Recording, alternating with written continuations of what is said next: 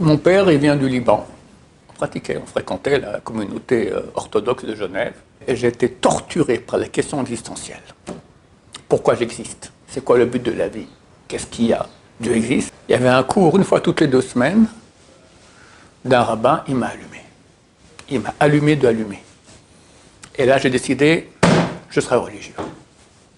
J'irai à la yeshiva. Et je reste en Israël. Alors, j'ai dit, les copains, j'ai une annonce à vous faire, voilà. J'ai fait tchouva. Je monte 3-4 partout quand j'entends un cri en yiddish. Oh, j'étais glacé. Yiddish. Il me dit, ça t'intéresse d'apprendre des conférences de Harachim et de commencer à faire chose? Ouais, ça m'intéresse. Les gens arrivaient vendredi après-midi, ils partaient dimanche après-midi en pleurs. Il m'a dit, tu es dans l'appartement qui appartenait à ton arrière-grand-père.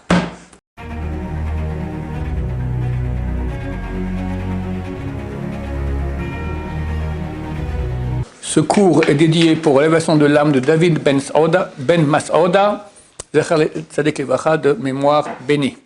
Alors la question de Jérémie. Je voulais savoir, Rav, est-ce que vous pouviez nous raconter un petit peu quelles ont été les étapes de votre processus de tchouva? Qu'est-ce qui vous a fait avoir cette révélation et... Aïe, aïe, aïe, aïe, aïe.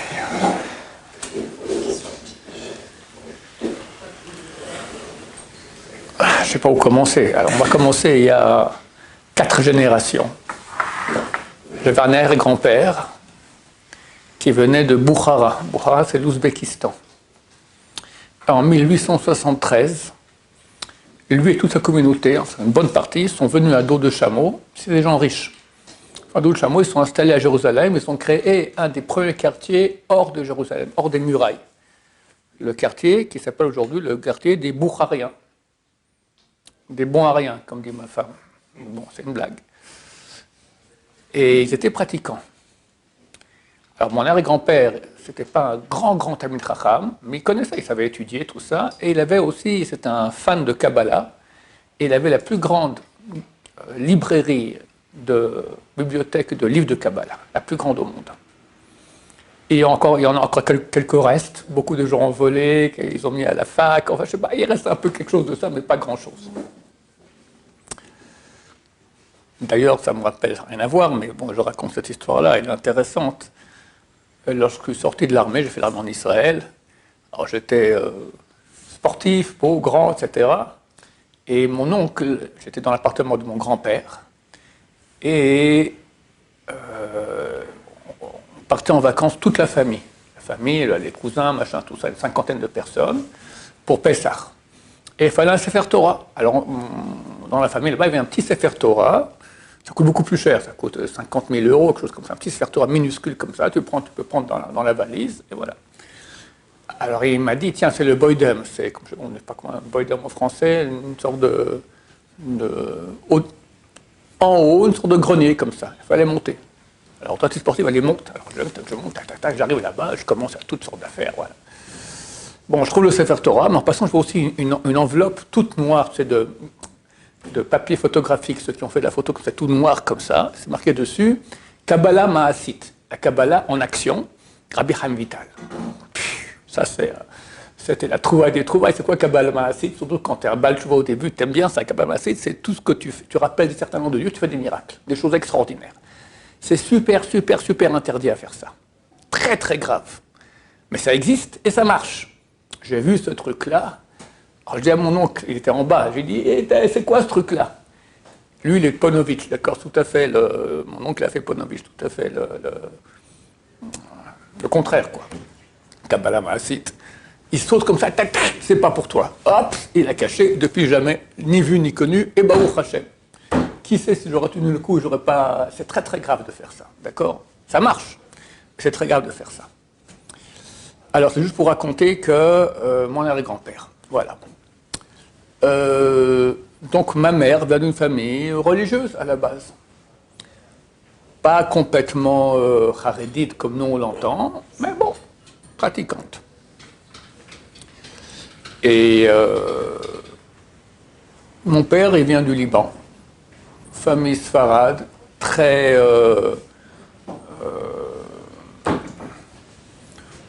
il y avait là-bas au Liban, il y avait les synagogues, il y avait le Shabbat, mais bon, il n'y avait pas le monde orthodoxe, ça n'existait pas. Et mon père, et à l'âge de 11 ans, il est devenu orphelin de son père. Et les sionistes d'Israël sont allés au Liban pour aller appeler les jeunes, venez en Israël. Et ils ont convaincu mon père, à l'âge de 14 ans, d'écrire une lettre à sa mère, comme quoi il partait. Et c'est une lettre, au milieu de la nuit, il est fui comme ça, il est parti, il venait en Israël. À l'époque, ils mettaient tous les Sfarades, ils les mettaient dans les kibbutzim du Shomer HaTzaïr, c'était anti-religieux total. Bon, alors mon père est devenu Shomer HaTzaïr, quoi, il n'était pas religieux. Il a fait l'armée ici pendant 5 ans. Après, il est venu s'installer en Jérusalem. Un beau jour, il a rencontré ma mère, qui était très belle. Et ils ont voulu se marier. Mon grand-père, lorsqu'il a appris ça, il a dit quoi? Un gendre qui n'est pas religieux, jamais de la vie. Ma mère, elle a fait une déprime, une vraie déprime. Alors, ils ont écrit au Rabbi Lubavitch. Et Rabbi Lubavitch a dit, si le gendre, il accepte pour lui faire Shabbat, Tarat HaMishpacha, Kashrut, Tfilin, c'est bon. Pas mon père, il a accepté. C'est un bon Sfarad du Liban. C'est vrai qu'ici, on fait tout oublier, mais bon, il a accepté. Et ils sont mariés. Et quand ils sont mariés, ils ont acheté une petite maison à Beit Vagan. C'est un quartier très connu aujourd'hui, mais à l'époque, il y avait Beit Vagan, mais une maison et un jardin. Il n'y avait rien. D'accord? C'était en 59. Mon grand-père, qui habitait ici en Israël, qui était riche, les impôts commençaient à lui tomber dessus. Il a fui, il est parti habiter à Genève. Il faisait les affaires là-bas. Il a proposé à mon père, venez quelques mois ici à Genève, faites un peu d'argent, après vous rentrez de nouveau en Israël. Bon, alors mes parents sont partis, ils sont installés à Genève, et puis quand on fait un peu d'argent, si ça ne marche pas, ben on revient en Israël, si ça marche, tu ne vas pas le lâcher, on reste. Alors ils sont restés 51 ans pour finir. Ils ont fait beaucoup d'argent, mon père était très riche, Baruch Hashem, et moi je suis né à Genève. Et dans une famille, donc, on pratiquait, on fréquentait la communauté orthodoxe de Genève. C'était le Rav Schlesinger pendant un certain temps. Et ma mère, pour des raisons que j'ignore, quand j'avais 7 ans, elle a tout plaqué. Toute la religion, elle a quitté complètement. Elle a développé une haine terrible de la religion. Elle n'était pas la seule, ils étaient 12 frères et sœurs, beaucoup allaient dans ce sens-là, mais la chef de file, c'était ma mère. Super anti. Vous ne pouvez pas supporter. Voir une religion dans la rue, c'était l'insulte. D'accord? La haine de la Torah. Bon, mon père, il suivait toujours, il ne suivait pas la religion. Bon, cool, quoi. Mais je me souviens que tous les Shabbats, il nous prenait par la main, moi et mon frère, on allait à la synagogue, il nous racontait la paracha, il y avait quand même, on vivait juivement, d'accord? Ok, moi j'arrive à l'âge de 15 ans environ, et je me pose, j'étais torturé par les questions existentielles. Pourquoi j'existe? C'est quoi le but de la vie? Qu'est-ce qu'il y a? Dieu existe? Dieu n'existe pas. Je ne savais pas. La Torah, ou peut-être d'autres religions. À l'époque, c'était très à la mode, tous les trucs orientaux. C'était l'Inde, tout ça. J'ai commencé à regarder toutes ces choses-là. Ma mère était très, très fan de ça aussi, ses sœurs aussi, d'accord.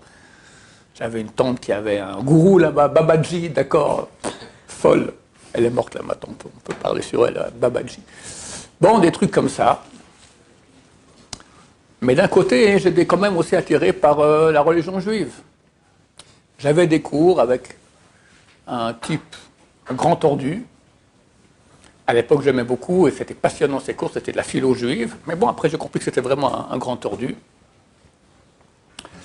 Et on m'a proposé d'aller à Mayanot. Mayanot, c'était une sorte de... Comment on appelle ça? Une année entière, à Jérusalem, dans une maison. Il y avait un étage garçon, un étage fille. Et on avait des cours de judaïsme. Il y avait une fille de la communauté qui avait fait ça, elle m'a convaincu. J'ai dit, ça a l'air intéressant, je vais y aller. Ok, Baruch Hashem, sur 30 ans de Mayanot, il y a une année ou 2 semaines avant, ils m'ont appelé, ils ont dit, on ferme, on ne fait pas cette année. Il y a trop de filles par rapport aux garçons, il faut que ça soit équilibré. Tu vois le genre, qu'est-ce qui se passe la nuit là-bas? Un étage fille, un étage garçon, Hashem Mishmor, d'accord? Heureusement que ça s'est annulé, parce que sinon j'aurais été un fan dans leur mouvement qui est faux. En tout cas, ce n'est pas le mouvement orthodoxe. Bon, alors je suis ici à Jérusalem. Je suis israélien. Vu que mes parents sont israéliens, je suis israélien. Maintenant, je n'ai pas le droit de rester en Israël. Il permettait de venir 1 an, vérifier après où tu restes, où tu pars. Si tu restes, il faut faire l'armée. Bon, pendant cette année-là, je suis allé à des cours à la fac, d'hébreu, d'anglais, de trucs. J'ai commencé déjà à faire beaucoup de choses de première année déjà. Et il y avait des cours aussi de Torah. Passionnant. Il y avait un cours, une fois toutes les 2 semaines, d'un rabbin, il m'a allumé. Il m'a allumé de allumer. Et là, j'ai décidé, je serai religieux. J'irai à la yeshiva. Et je reste en Israël. Et tu restes en Israël, il faut faire l'armée. Je suis allé le voir, il m'a dit, tu fais les deux. C'est un mouvement où ils font les deux, ils font yeshiva, armée. Bon. Alors je vais dans une yeshiva comme ça pour voir comment c'est. J'arrive là-bas, je vois tous habillés en noir et blanc, tous en train d'étudier. Moi, je ne connaissais rien du tout. Je dis, je ne peux pas faire un truc pareil, ça ne marche pas. C'était yeshiva Takotel. Bon, alors qu'est-ce que je fais? Je reste en Israël, je fais d'abord la conquête physique. Un Israélien normal. Puis après, on fera la conquête spirituelle. Bon, je rentre à l'armée, très passionné. J'étais un passionné de Tsahal, phénoménal. J'étais tankiste, et je suis devenu commandant de tank, après je suis devenu Ganan. Ganan, c'est jardinier. C'est quoi jardinier? C'est enseigner à des élèves comment devenir commandant de tank. C'est un truc très très bien comme ça, là, dans le sud, on était un peu partout dans le Sinaï, à l'époque il y a encore le Sinaï, après Chisaphone, on a ouvert Chisaphone pour ceux qui connaissent. C'est la plus grande base de tankistes aujourd'hui en Israël. Et un beau jour, tu es déjà commandant. Je dis, bon, il faut commencer à avancer mon cher ami, tu as dit physique, après spirituel.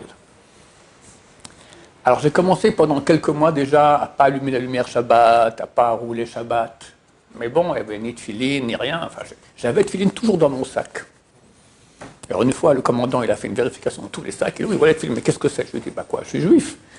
Bon, je lui envoie un petit coup de canon comme ça. Je ne mets pas de filine, mais je suis juif, donc j'ai des filines.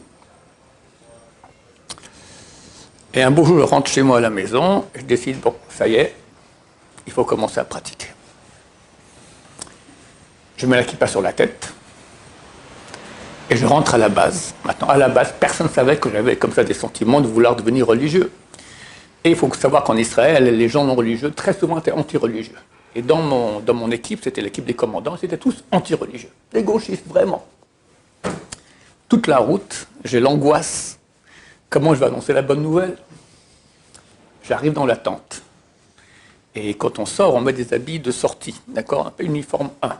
Quand on vient à la base, on met uniforme B, de travail, d'accord? Alors quand tu sors, tu mets le béret noir, c'est les tankistes. Car là-bas, tu mets une casquette verte. Bon, moi, je me change, je mets l'uniforme B, et puis j'arrive pas encore à enlever, et le béret, il y a la kippa dessous. Bon, une demi-heure passe, 1 heure, 1 heure et demie, tu as l'air idiot en habit de travail avec ton béret de trucs. Alors, j'ai les copains, j'ai une annonce à vous faire, voilà. J'ai fait tchouva, j'ai enlevé le béret. Il y a un qui a éclaté de rire un peu comme ça, l'autre, ils ont respecté. C'est, je crois, une des choses les plus dures de ma vie. Et ça, et venir à la yeshiva, après je vous raconterai aussi Bli Neder, son matin aujourd'hui. C'était 3 semaines avant la guerre du Liban. Et je crois que grâce à ça, que je a envoyé 2 anges qui m'ont pris comme ça, ils m'ont fait passer toute la guerre. La guerre du Liban était séparée en 2 parties. Il y a eu 1 semaine de guerre, après 1 semaine d'arrêt, après 1 semaine de guerre. Première semaine de guerre, notre base était près d'Elat. Le Liban, c'est tout au nord. Alors on prépare les tanks pour être pris par des camions qui vont les prendre. Après, on part en bus, on arrive dans le nord, on attend que les tanks arrivent et on rentre comme ça dans le Liban. Au milieu de la route, mon commandant me dit, écoute, tu vas rester ici, ton tank a des problèmes, il va arriver en dernier, donc tu descends ici. Non, en fait, on devait partir au Golan, après on devait se tenter aller au Liban, donc il y avait une intersection. Il dit, tu restes ici avec ton équipe et tu dis à tous nos tanks à nous de ne pas monter au Golan, de monter vers le Liban. Bon, ce qu'on a fait. Et puis, mon tank n'arrive pas. Il n'arrive pas. Bon, après la guerre, j'ai vu qu'en fait, il est resté là-bas. Pour des raisons que je ne peux pas trop vous raconter, il est resté là-bas. Bon, alors, qu'est-ce que j'ai fait? À la fin, j'ai pris mon équipe et on est monté. On rentre au Liban, mais pas sur un tank, sur un blindé. D'accord? Un blindé sans canon, une petite mitraillette comme ça. Puis la guerre, c'était très simple. Il y avait 3 axes au Liban. Moi, c'était l'axe du centre. Il y avait une petite rue qui faisait peut-être, une route qui faisait 4 mètres de large, et un grand bouchon sur des kilomètres. Le premier se bat, tout le monde suivait comme ça. C'était un grand bouchon. Bon, alors on a eu le grand bouchon pendant une semaine. Et après la fin de la semaine, je rencontre mon unité, et je rentre dans l'unité. Et là, il y avait toujours un qui partait pour des vacances. Je prenais son temps qu'à lui, donc j'étais tankiste. Et donc j'ai eu la deuxième semaine, j'ai pu avoir un tank. Et bon. Alors, qu'est-ce qu'il y a eu comme miracle? Il y en a eu beaucoup. D'abord, le fait que mon tank n'est pas arrivé la première semaine. Qui sait ce qui se serait passé avec? Deuxième, vu que j'étais un passionné de guerre, je voulais voir un peu du action, d'accord? On est arrivé à un endroit, comme ça, on a tous garé. Il y avait un monticule, peut-être 20 mètres de haut, comme ça, et nous, on était cachés derrière.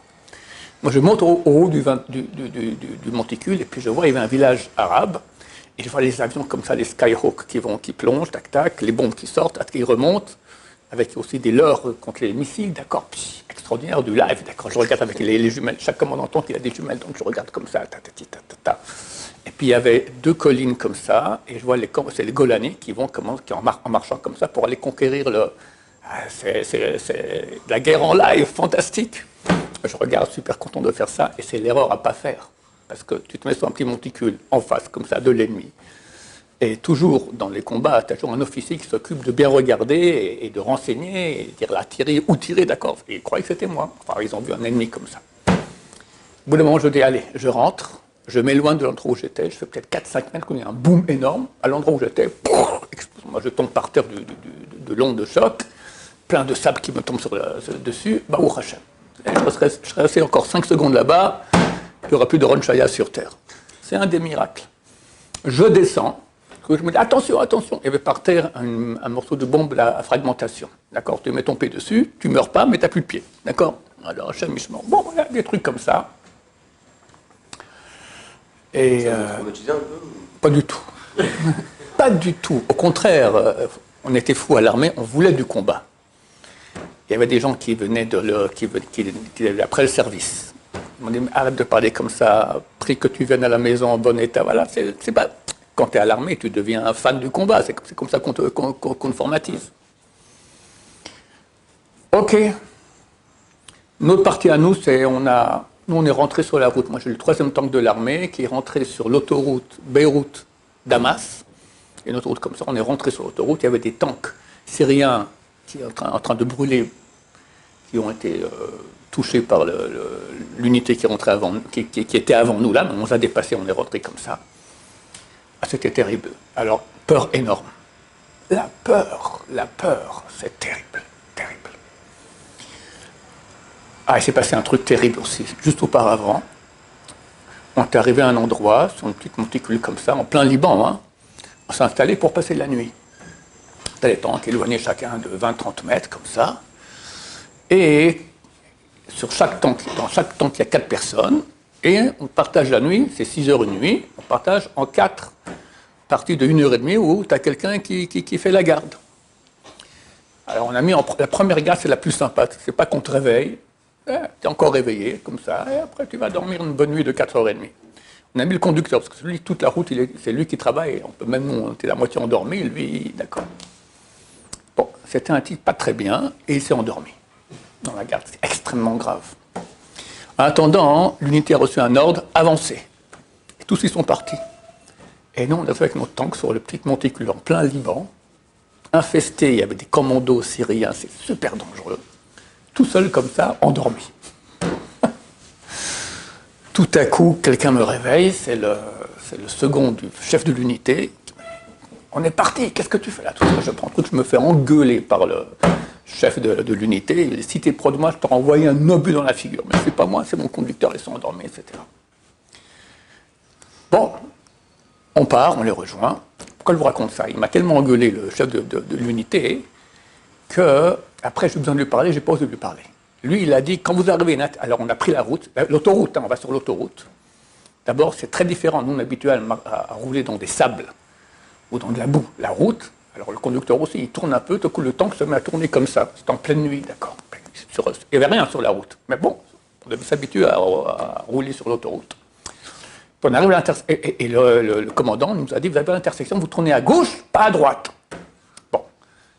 Maintenant, il faut comprendre qu'on est 12 tanks, et tout le monde parle. Il y a un bruit, tout le monde parle ensemble, d'accord, c'est terrible. On arrive, et je ne sais plus, gauche ou droite. Ah, il fallait que je lui pose la question, mais il allait me descendre. Je demande à mon coéquipier, dis-moi, c'est gauche ou droite, il a dit. Je crois qu'il a dit droite. Moi, je pense qu'il a dit gauche. Allez, on prend gauche. Un autre, un de mes copains, il a pris droite.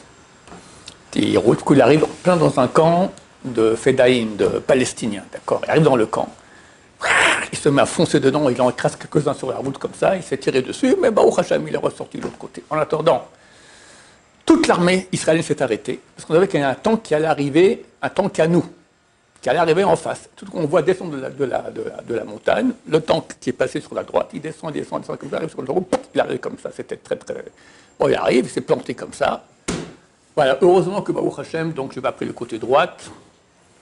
Et voilà, ça c'est pour la guerre à peu près, quoi. Et ils m'ont rajouté encore 3 mois d'armée supplémentaire à cause de la guerre. Et là, j'ai quitté. J'ai quitté donc l'armée. Vous avez eu marre ou c'est parce que... Non, j'avais fait, je devais faire, vu que je suis arrivé plus tard à l'armée, je fais 2 ans à la place de 3 ans. Et ils m'ont rajouté encore 3 mois en plus à cause de la guerre. Donc, en été, je me suis libéré. Et je suis allé dans une yeshiva, ça ne m'a pas plu. Ça ne m'a pas plu. En attendant, un de mes oncles est décédé, donc pendant une semaine j'étais avec eux pour le truc, et après quelqu'un m'a dit, un rabbin qu'il avait connu à Genève, d'Israël, m'a dit, tu veux la vérité, la vraie vérité? Il m'a conseillé une yeshiva. C'était dans un quartier orthodoxe. J'arrive là-bas et j'ai eu la 2e plus grande épreuve de ma vie. C'est qu'il fallait monter, comme si je suis dans la yeshiva, il fallait monter des escaliers pour arriver au premier étage. Il y avait une porte. Bon, je monte une marche, je monte 2 marches, et je sens que chaque marche que je fais, je soulève des montagnes. Il faut comprendre que l'Etzerara ne veut pas qu'on rentre. Si on rentre à l'Yeshiva, il est fichu, l'Etzerara. Tu deviens après un Tamil Chacham, enfin c'est fini, d'accord. Il se bat de toutes ses forces, mais avec rien de logique. C'est une peur, d'accord, une peur énorme, j'avais peur. Je monte 3-4 marches où j'entends un cri en yiddish. Oh, j'étais glacé. Yiddish. Je tourne, je suis parti. Je suis chez ma grand-mère qui habitait ici. Et puis après, je me suis dit, non mais je ne comprends pas. Il y a quelques mois, tu étais au Liban, dans un endroit, comme j'ai raconté, infesté de commandos syriens, etc. Tu as tenu le coup, tu es revenu vivant. Là, parmi tes frères à Jérusalem, tu n'oses même pas rentrer. Tu rentres dedans, tu te bouches le nez 10 secondes et tu ressors. Mais pas t'arrêter dehors. Je repars l'après-midi. Je monte 1 marche, 2 marches, 3 marches. Oh là là là là, c'est mon épreuve la plus dure de ma vie. J'arrive là-haut, j'ouvre la porte, je vois un type en jeans souriant qui me fait un grand sourire. Oh, génial, d'accord, je vois des gens normaux. En fait, il y avait en bas une shiva de Hasidim, Yiddish, d'accord, ça fait peur, c'était pas mon monde, c'est toujours pas mon monde, d'accord. Mais ça fait très très peur. En haut, des gens normaux, en jeans, souriants, tac. Bon, et voilà, au Hachem, je suis comme ça, je suis rentré à la shiva, c'était ma 2e plus grande épreuve de la vie. C'est une shiva qui s'appelle Torah Ve'emunah. À la base, la direction, c'est la chassidoute de Bez, des chassidim. Mais toute l'équipe, ce n'est pas des chassidim du tout, c'était au contraire, c'était l'équipe israélienne de ceux qui faisaient des séminaires pour faire tchouva aux gens. Rav Neugershal, très très connu, Rav Ben Menat. Le premier prof que j'ai eu, c'est Rav Ben Menat. Quand je suis rentré, il m'a dit, tu viens d'un séminaire. Je lui ai dit, c'est quoi un séminaire? Assieds-toi. Je ne sais pas ce que c'était des séminaires. À l'époque, c'était une semaine en Israël. Tu rentrais non religieux, sortais religieux. D'accord? C'était pour convaincre. Rav Neugershal, c'est un des plus grands conférenciers, c'était mon prof de Gemara. Rav Menat, j'ai dit, etc. Et beaucoup de, comme ça, c'était les grands noms de la tchouva israélienne. Bon, j'étudie, mais je baigne dans ce milieu de tchouva. Puis après, je me suis marié avec une jeune fille de Genève, d'accord. Et je suis resté là-bas au Kollel. Et j'ai eu une envie terrible de commencer à parler aux gens de la Torah. Et j'étais dans le milieu des gens qui parlaient aux gens de la Torah. Je me suis dit, est-ce que je le fais en français ou en hébreu? Je parlais mieux l'hébreu que le français à l'époque. J'avais oublié le français. J'étais avec des Israéliens sans cesse, je parlais mieux l'hébreu que le français. Aujourd'hui, c'est fini. Depuis la yeshiva, je parle mieux le français que l'hébreu. Je n'ai même pas d'accent. Aujourd'hui, j'ai un petit accent français encore en hébreu. Aujourd'hui, à l'époque, je n'avais rien du tout. Je décide, français. Il n'y a personne qui fait ça en français. Je le fais. OK. Alors, j'ai commencé à étudier une des conférences qu'il faisait. Et en attendant, j'avais déjà changé de kollel. Et à côté de moi, il y avait un type qui avait un accent français terrible. Il s'appelait Chaim Ziegler. Et moi, je croyais... Donc, j'avais une place de libre, il n'y avait personne, et lui était à côté. Et moi, je croyais que lui ne savait pas que j'étais français. En fait, il savait. À cette époque-là, il me dit, dis, ça t'intéresse d'apprendre des conférences de Arachim et de commencer à faire chose? Ouais, ça m'intéresse. Et les deux, comme ça, on a appris. Et on a commencé à travailler ensemble. Lui était un très grand conférencier de Arachim, et en hébreu et en français. Donc, on va voir qu'il est décédé. Un boulot, il est rentré le matin à la maison, il s'est mis sur son fauteuil, il est mort comme ça, sur le fauteuil. OK. Il n'y avait rien en français. Il y a un type qui était un fan du Rav Elbaz en France. Il s'appelle Pinchas Adam. Et il a organisé une équipe de Français, trentaine, quarantaine, à venir en Israël faire un séminaire en français. Donc il a parlé à Arachim. Arachim, c'était la boîte qui faisait le séminaire. Alors eux, ils connaissaient Chaim Ziegler. Moi, ils me connaissaient aussi, donc ils nous ont demandé à nous si on était d'accord de faire des conférenciers pour ces gens-là. On était d'accord. C'était un hôtel ici à Jérusalem, on a parlé.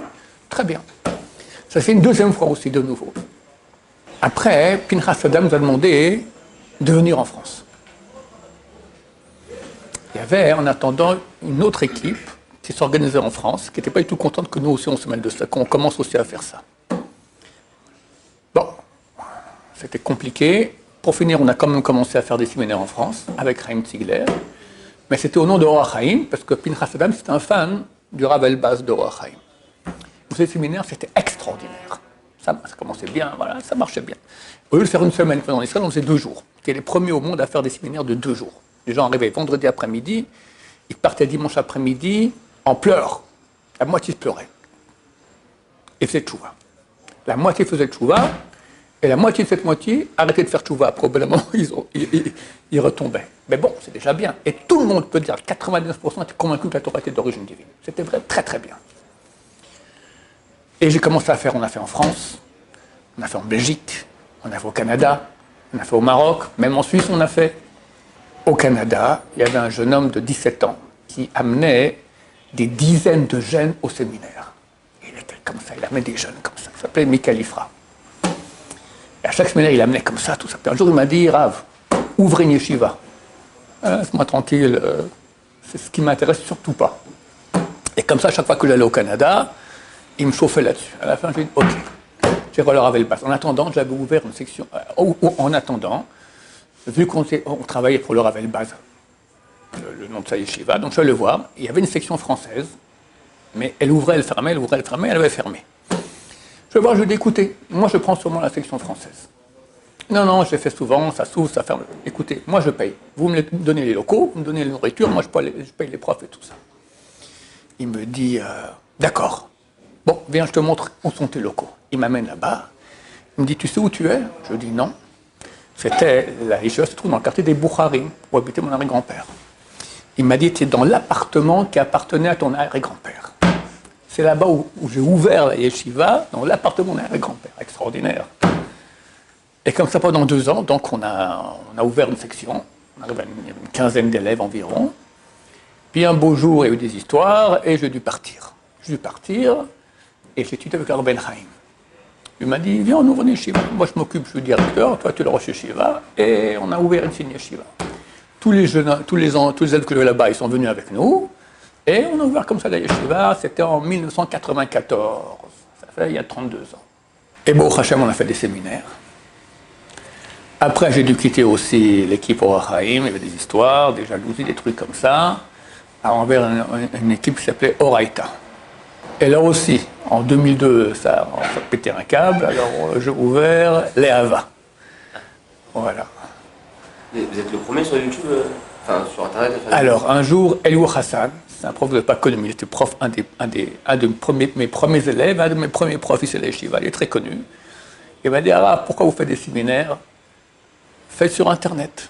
faites des cours. Bon, on a pris un cours, on a filmé, on a mis 1000 personnes ont vu ça. Enfin, c'est extraordinaire. Un séminaire, ça coûtait 18 000 €. Il fallait trouver les 18 000 €. Parce que les gens ne viennent pas comme ça, on leur offre un bel hôtel, tout ça, très bon marché. Donc ils viennent pour ça. Et après, boum, on leur tombe dessus. Ils veulent Tchouva. On a commencé Internet. Maintenant, les séminaires, ça marchait très bien. Mais moi, j'ai un problème. Au séminaire, les femmes viennent habillées pas comme il faut. Alors, il faut lui parler sans regarder plus bas que le cou.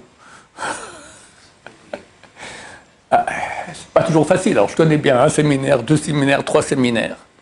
Et à chaque kippour, je pleurais sur cette avéra terrible de ne pas regarder les femmes. J'en avais marre. Après 20 ans, après 20 ans déjà que je fais les séminaires, j'ai dit, j'en peux plus. Je suis allé voir le Rav Steinman, le grand de la génération. Je lui ai dit, je veux arrêter les séminaires. Maintenant, un séminaire, tu comprends ce que ça veut dire. Il y avait entre 80 et 100 personnes qui venaient, la moitié qui fait tchouva, et l'autre moitié qui sait que la Torah est d'origine divine. Ça a un impact phénoménal. À cause de mes bêtises là, que je veux pas regarder des bonnes femmes, tu rates ça. Il m'a dit, fais que pour les garçons. Je lui ai dit, oui, mais il n'y a pas que le séminaire, il y a aussi la route. Les hôtesses, les affiches à Paris, tout ça, je peux pas. 10 minutes comme ça, on a discuté. À la fin, il m'a dit, s'il y a un danger, aussi petit soit-il, pour ta spiritualité, arrête. Je sors, Victory, plus de séminaire. Par contre, exactement à ce moment-là, on a commencé Internet. Maintenant, combien ça coûte de filmer là, comme ça? Rien. D'accord? Rien de rien. Et on a mis, comme ça commençait à être. Ça commençait bien. Et au bout d'un moment, j'ai mis les grands cours du séminaire, qui étaient preuve irréfutable, Guermamiel, je les ai faits en Internet, on a mis, Baruch Hashem. Et depuis, on travaille sur Internet, ça marche très bien. Ça a beaucoup d'avantages. D'abord, comme je dis, c'est bon marché. Ensuite, le problème du séminaire, c'était que les gens faisaient tchouva, mais après, il n'y avait pas de suivi. Alors, on l'envoyait au rabbin de sa communauté, mais lui, ouais, le séminaire, c'était vraiment des trucs extraordinaires. Ça ne marchait pas. Et moi, j'essayais d'appeler les gens au téléphone, mais j'ai une peur bleue du téléphone. J'avais un Yetzer Hara terrible. Mais il y en a à qui j'ai appelé comme ça. Grâce à ça, ils ont tenu. Ils ont fait Shabbat, ils ont commencé. Leurs enfants m'ont dit, grâce au téléphone, vous avez tenu. Mais beaucoup, je n'ose même pas appeler. C'est terrible, c'est un gros Yetzer Hara. Hashem, il faut que je fasse chouver là-dessus, Bezrat Hashem. Là, il n'y avait plus. Avec Internet, tu as un suivi. Tu as 3 cours par semaine minimum, d'accord. Les gens, ils suivent. Au bout de 6 mois, le type, il tombe comme un fruit mûr, d'accord. Celui qui commence à regarder, il aime bien. Au bout de 6 mois, il fait tchouva. D'habitude. Donc, c'était extraordinaire. Voilà. Qu'est-ce que je peux encore voir? Et le processus, quand vous étiez à la Yeshiva, comment vous avez progressé aussi rapidement? Je n'étais pas idiot. Je parlais hébreu couramment. Donc, c'était une yeshiva comme la mienne. Voilà. Et il y avait des classes. Alors, j'étais chez les débutants. D'ailleurs, je voulais passer déjà à la classe numéro 2. Puis il me disait non. Alors, j'ai pris la voiture, je suis allé voir le Rav Shach. Le Rav Shach, c'est le grand de la génération. Peut-être pas plus grand, c'est le top niveau, d'accord. Le petit élève qui est en première de Ballet Tchouva, il va aller en classe 2, le Rav Shach. La Raponovitch, le Rav, il descendait, il y avait une sorte de colline comme ça, il descendait sur un chemin en terre. Tac, je l'attrape. Je dis, mais pourquoi ils ne veulent pas te faire passer? Je sais pas, je veux passer en classe 2. Mais pourquoi ils ne veulent pas te faire passer? Je sais pas. Et bon, reste encore 3 mois, après tu passeras. Ah, pour te dire, on était du feu, vraiment du feu. Et j'étudiais comme une bombe. Ah non, j'étais passionné, vraiment passionné. Baruch Hashem. Je vais vous raconter une histoire qui date de vendredi passé. Dans mon équipe qui met les cours sur Internet, je n'ai pas eu des problèmes dernièrement, je ne suis même pas au courant. Mais au lieu qu'il y ait 3 cours par semaine, il n'y avait plus qu'un cours par semaine. Ce que je fais pour sur la paracha, parce que tu ne peux pas le mettre après. Et d'autres cours que j'ai faits, ils n'ont pas été mis dernièrement. Alors on en a parlé la semaine passée, et ils ont commencé à les mettre. La semaine passée, vendredi, je vais sur le site, et je vois qu'il y a un cours qui a été mis jeudi, un jour, 12 000 personnes qui l'ont vu. C'est bien 12 000 personnes, c'est beaucoup en un jour. Mais je vois le titre, ça s'appelle le compte à rebours a commencé. C'est quoi ce cours-là? Je ne sais pas de quoi il s'agit. En fait, ça date d'il y a 2 mois. J'ai regardé le cours, passionnant. vendredi matin. J'ai regardé le cours jusqu'aux deux dernières minutes, d'accord, 20 minutes comme ça, c'était passionnant. Et ça m'a fait faire tchouva. Baruch Hashem, j'ai pris sur moi de fantastique comme cours. Et là, j'ai vu la main de Dieu. D'abord, c'est beaucoup mieux que ce cours il apparaisse maintenant qu'il y a 2 mois. Parce que maintenant, on est au bord, ou cette semaine, la semaine prochaine, la mairie va attaquer l'Iran. C'est la fin. Maintenant, quand tu vois ce cours, je vous dis, moi-même, j'ai regardé ça. Je connais le métier, hein. Ça m'a super chauffé. Super chauffé. Et qu'est-ce que je raconte là-bas? Que mon voisin, je commence toujours comme ça. Hier, quelqu'un, je pose la question, qu'est-ce qu'on fait? Et Josh, il dit, comment il faut se préparer pour Mashiach? Ah, c'est une bonne question. Ok. Alors, je raconte que hier, mon voisin m'a parlé. C'est une bonne entrée en matière dans un acte. Hier, mon voisin m'a parlé, les gens s'attirent, qu'est-ce qu'il lui a dit, d'accord? Et il m'a raconté, je vous raconter déjà, je vous le répète rapidement, il a dit que le dernier verset de l'Ecclésiaste dit « Sauf d'abord à Kol Nishma ». À la fin, tout sera entendu. Et la crainte de Dieu, elle fait ses mitzvot parce que c'est ça tout l'homme. Et la traduction en araméen qui a été faite il y a 2000 ans, elle dit c'est quoi à la fin? À l'époque messianique, on verra tout. Sur le front de chacun, on verra tous les péchés. Donc faites tchouva. Oh là là. Ah là, ça m'a. Aujourd'hui, après la prière, dans mon bureau, j'avais du temps. Je vous dis, j'ai fait. Shabbat, on ne peut pas. Shabbat, j'ai été pris de sentiment, on peut faire tchouva. Dans mon bureau, là, j'ai péché ici, j'ai péché là. Il faut se préparer, hein, il faut se préparer vraiment. Bon, c'est à peu près le point intéressant et toute la suite du cours après. Pour vous dire, j'ai vu la main de Dieu. Parce que je pense que pendant ces 2 mois, ça n'a pas été mis à cause des histoires internes qu'on a eues, mais en fait, c'est très bien que ce soit mis maintenant. Et en plus, pour moi aussi, ça m'a super chauffé, d'accord? Donc on voit la main de Dieu, c'est extraordinaire comment il gère, d'accord? Mon voisin me raconte ça, mais j'en parle tout de suite, mais ça apparaît que 2 mois plus tard, au bon moment. Et je dis, hier, mon voisin m'a raconté. Voilà, donc Bezrat Hashem, il faut faire tchouva, ça c'est la fin de l'histoire, la moralité. Il faut refaire tchouva et refaire tchouva et faire tchouva aux gens aussi si on peut. Et je remercie Hachem qui m'a permis de faire cette grande mitzvah, de faire tchouva aux gens. Il n'y a rien que j'ai plus au monde, d'accord, c'est passionnant. Et votre Hachem, j'espère que je n'aurai pas trop allé en enfer, parce que peut-être que j'aurais pu faire beaucoup plus, hein. Allez savoir. Baruch Adonai, l'olam, amen ve amen.